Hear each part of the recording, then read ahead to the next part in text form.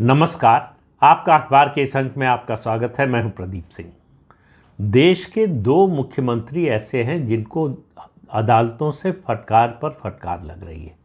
High court से दोनों राज्यों में हाई कोर्ट बार बार जो है इन मुख्यमंत्रियों को, इनकी सरकारों को और इनकी पार्टी के किसी न किसी काम पर फटकार लगा रहे हैं, लेकिन दोनों है कि सुधरने का नाम नहीं ले रहे हैं। दोनों मेरा मानना है कि जनतंत्र को नष्ट करने पर तुले हैं। सारी जनतांत्रिक प्रक्रियाओं को ये रोक देना चाहते हैं। ये चाहते हैं कि जनतांत्रिक प्रक्रियाएं जो हैं, जो कानून है, वो इन पर लागू ना हो, बाकी सब पर लागू हो और ज़्यादा सख्ती से लागू हो। ये देश में दो तरह का विधान चाहते हैं, एक जो इनके लिए और इनकी पार्टी के लिए, इनकी सरकार के लिए हो, और दूसरा आम लोगों के लिए हो और इनके राजनीतिक विरोधियों के लिए हो। दोनों राज्यों की बात करूंगा। पहले बात करता हूं दिल्ली के मुख्यमंत्री अरविंद केजरीवाल की।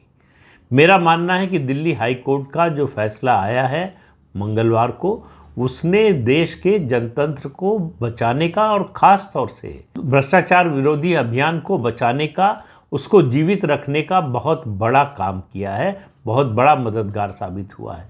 ज़रा एक मिनट के लिए आप कल्पना कीजिए कि अगर दिल्ली हाई कोर्ट ने ये कह दिया होता कि अरविंद केजरीवाल की गिरफ्तारी और उनकी रिमांड गैरकानूनी है, आप देखिए देश का क्या परिस्थिति होती, दुनिया भर से किस तरह के संदेश, किस तरह के बयान आने लगते अरविंद केजरीवाल के समर्थन में। आज जब उन पर भ्रष्टाचार का आरोप है और प्रथम दृष्टया वो दोषी नज़र आ रहे हैं, तब यूनाइटेड नेशंस, अमेरिका और जर्मनी उनके समर्थन में बोल रहे हैं और बहुत सारे हैं जो समर्थन में बोल नहीं रहे हैं, लेकिन समर्थन करने वालों के साथ खड़े हैं।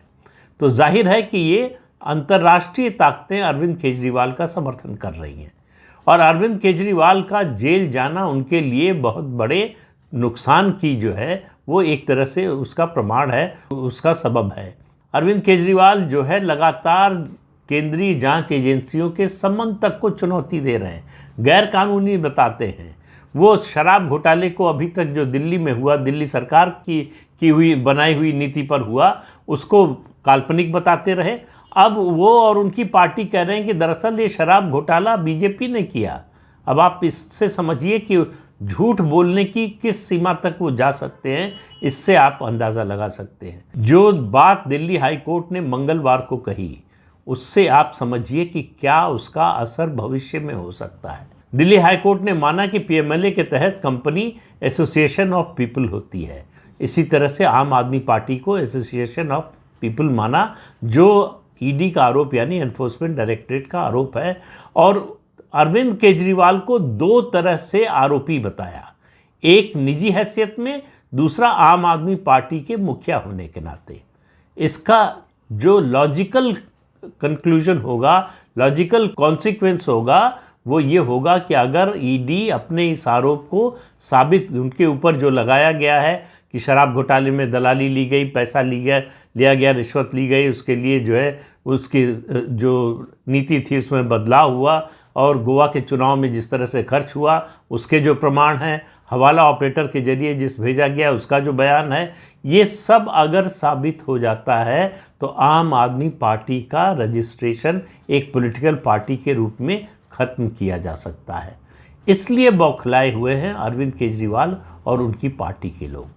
तो हाई कोर्ट का फैसला एक तरह से डेमोक्रेसी को बचाने के लिए बहुत बड़ा मददगार साबित हुआ है। अगर ये फैसला उल्टा आ गया होता तो आप समझिए कि किस तरह का कहर बरप रहा होता। इस समय देश में सारे भ्रष्टाचारी एक मंच पर आ जाते अब तक और कहते कि ये सरकार जो है पॉलिटिकल वेंडेटा के तहत काम कर रही है, कानून का राज नहीं चला रही है, और जांच एजेंसियों को कटघरे में खड़ा करते, सरकार को तो करते ही, सरकार जो है उनकी राजनीतिक प्रतिद्वंदी विरोधी है तो उसको कटघरे में खड़ा करें, वो बात तो समझ में आती है।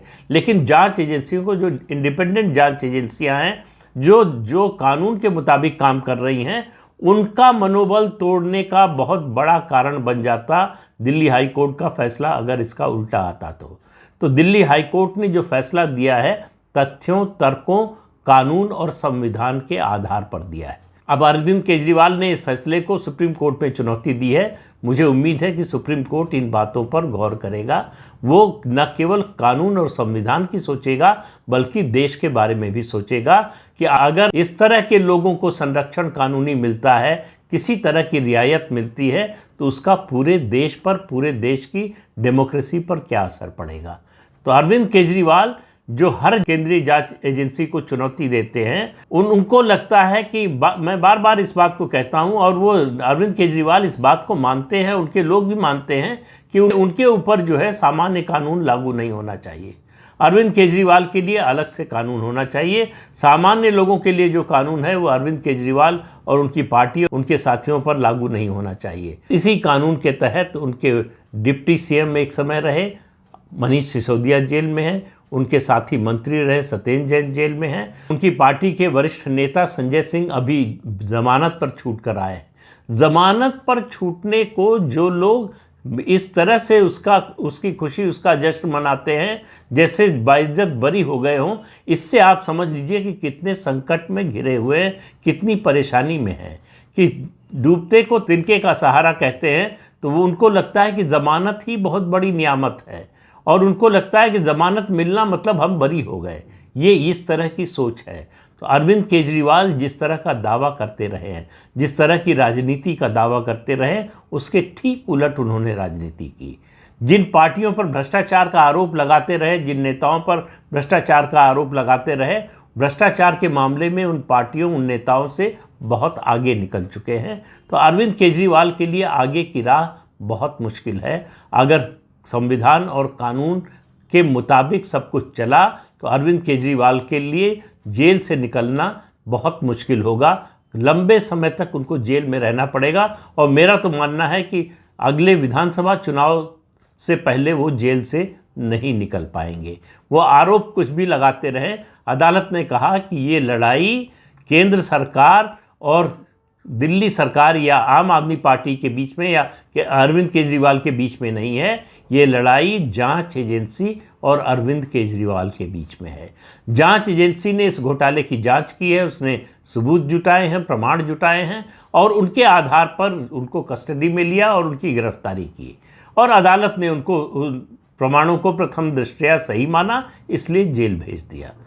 अरविंद केजरीवाल किसी पार्टी या किसी सरकार की वजह से जेल में नहीं है, वो अदालत के फैसले के मुताबिक जेल में है।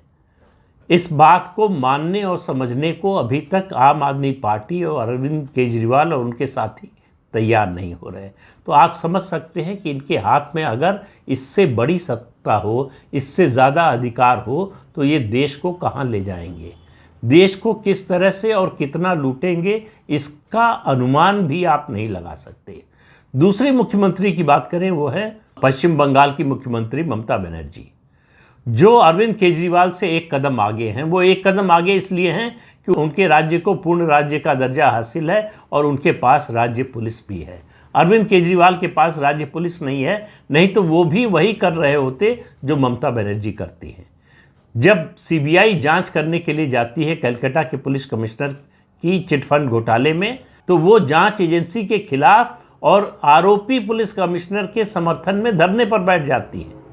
उनके लोग ईडी पर, एनफोर्समेंट डायरेक्टरेट जब छापा मारने जाता है तो उन पर हमला करते हैं। उनकी पुलिस सीबीआई पर केस दर्ज करती है, एफआईआर दर्ज करती है और उनको गिरफ्तार करने की धमकी देती है। और अब सबसे ताज़ा मामला हुआ एनआईए पर हमला।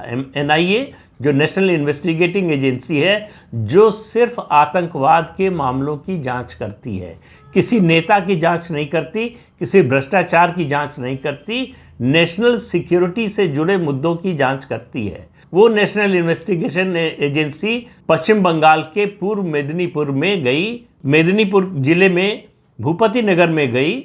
2022 में एक बॉम्ब ब्लास्ट हुआ था, उसमें 3 लोग मारे गए थे, उसकी जांच के लिए गई थी और वही किस्सा दोहराया गया। एनआईए के लोगों पर और सीआरपीएफ के लोगों पर हमला कर दिया गया और उल्टी एफआईआर लिखा दी गई एक महिला से कि इन्होंने हमारे पति को जो है जबरन पकड़ने की कोशिश की, मैंने बचाने की कोशिश की, उस पर हमला किया।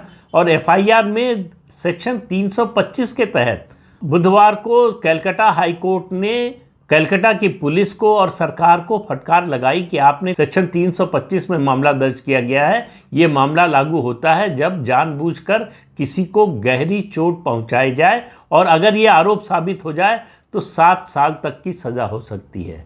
तो कलकत्ता हाईकोर्ट ने पूछा कि एनआईए के अधिकारियों की ओर से काउंटर एफआईआर फाइल की गई, उस पर आपने क्या किया। अदालत ने अगली सुनवाई 29 अप्रैल को रखी है और कहा है तब तक इन अधिकारियों में से किसी की गिरफ्तारी नहीं होगी। अगर इनसे पूछताछ करना है पुलिस को तो वीडियो कॉन्फ्रेंसिंग के जरिए पूछताछ होगी और उस वीडियो कॉन्फ्रेंसिंग के जरिए हुई पूछताछ की रिकॉर्डिंग रखनी होगी, वो अदालत में पेश करना होगा। और ये कोई पहला मौका नहीं है। इससे पहले ईडी पर जब हमला हुआ था तब भी शाहजहां शेख के मामले में उसके गुंडों ने हमला कराया था, उससे पहले सीबीआई पर हमला हो चुका है और इस सब में सहायक बनती है पश्चिम बंगाल की पुलिस। तो पुलिस पार्टी कैडर की तरह जब अगर काम करने लगे तो आप सोचिए डेमोक्रेसी किस दिशा में जा रही है। और ये वो लोग हैं जो दिन रात रोना रोते हैं कि देश में जनतंत्र खत्म हो रहा है। सबसे ज़्यादा अगर जनतंत्र को ख़त्म करने का कोई काम कर रहा है तो बहुत से और नेता हैं, उनकी बात आज नहीं कर रहा हूं। आज सिर्फ इन 2 मुख्यमंत्रियों की बात कर रहा हूं क्योंकि ये दोनों मुख्यमंत्री एक संवैधानिक पद पर हैं। इनका दायित्व बनता है कि ये संविधान और कानून की रक्षा करें, संविधान और कानून के दायरे में लोगों के साथ न्याय करें।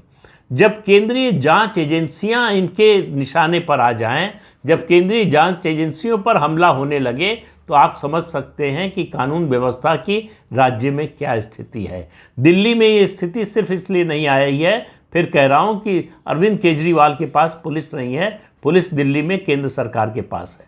इसलिए अरविंद केजरीवाल बार बार ये कहते थे और जैसे ही पंजाब में उनकी सरकार बनी, पंजाब पुलिस का दुरुपयोग करना शुरू कर दिया था। वहाँ भी पंजाब हरियाणा हाई कोर्ट ने जो है रोक न लगाई होती, अंकुश न लगाया होता तो वहाँ भी यही तांडव चल रहा होता।